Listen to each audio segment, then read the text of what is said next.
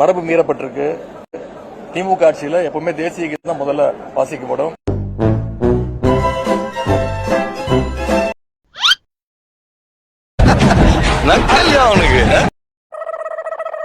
அண்டை மாநில அரசுடன் அரசியல் நட்பு காரணமாக மேகதாது விவகாரத்தில் உச்சநீதிமன்றத்தில் இடைக்கால தடை வாங்குவதிலும் மத்திய அரசுக்கு அழுத்தம் கொடுப்பதிலும் தமிழக அரசு மெத்தன போக்குடன் செயல்படக்கூடாது என்பதை வலியுறுத்துகின்றோம்.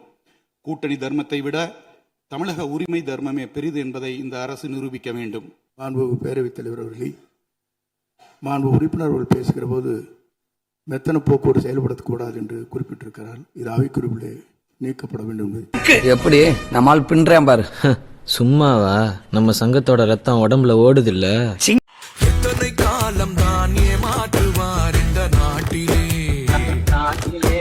இன்னும் எத்தனை காலம் தான் ஏமாற்றுவார் இந்த நாட்டிலே, சொந்த நாட்டிலே நம் நாட்டிலே,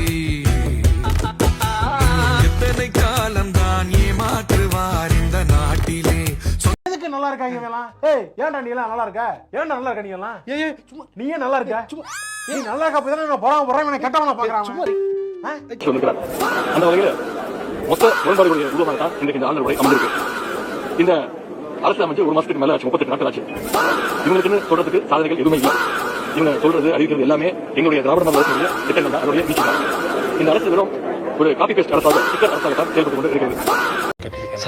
புலம்பாதீங்க சார். ஏன் சார் புலம்பிட்டு எவனோ உருட்டி விட்டா அந்த உருட்டை நம்பிட்டு நம்ம போடிக்கிட்டு இருக்கீங்க. இல்ல சின்ன சேனல் எதா இருந்தாலும் அது கொஞ்சம் ஆதரவு கொடுங்க.